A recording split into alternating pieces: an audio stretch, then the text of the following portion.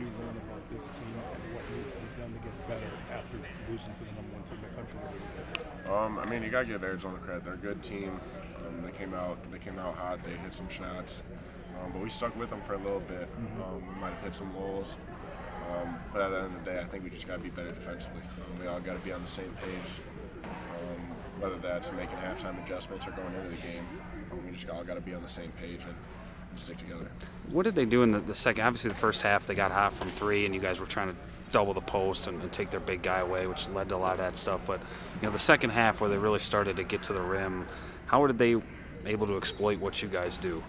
I mean, I feel like we weren't finishing shots. I'll put that on me and Steve. We weren't finishing shots in the paint, shots that we usually do, and that kind of let them out into transition. Whether that's a 5-on-4 or a 4-on-3, they're low. They come down fast, and we weren't able to get our defense set for them.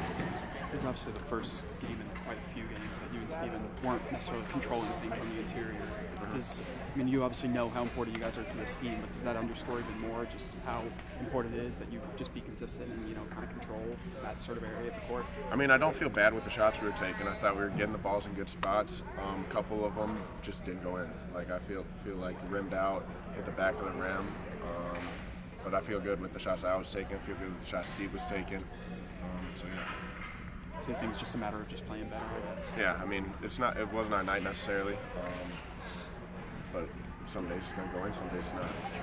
So you're not happy with the result today, but this 3-game stretch you knew was going to be tough in Marquette. I'm just going to say, are you at least satisfied that you got 2 of the 3, especially one being a league game on the road?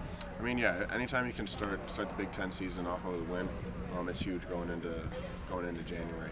But Marquette's always a big game for us. But coming into this game, this was our only focus. It didn't matter what we did in the last couple of games, and we just didn't show up tonight. We stuck around for a little bit, but at the end of the day, we didn't get the job done. What about it? Was 23-23 after Carter scored inside, and then you look up and you're down 17. How tough was that one to try to slow that? What did it feel like on the court?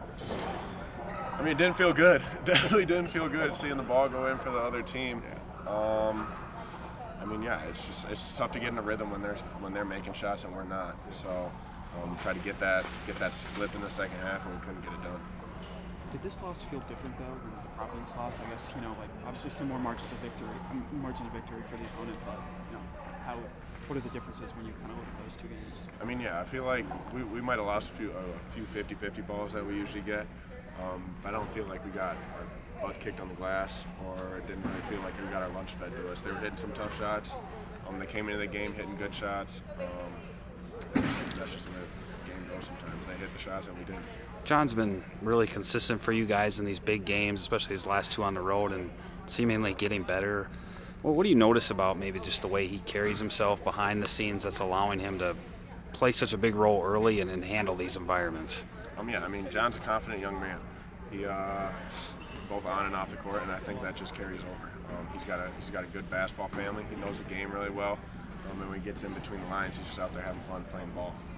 It's obviously really hard not to fall victim to the momentum. How has he been able to, I guess, totally avoid that? Because even the Providence game, he was still pretty consistent, still able to put some shots up there. Right. I mean, I just feel like there's guys like that where when they get in between the lines, nothing really matters.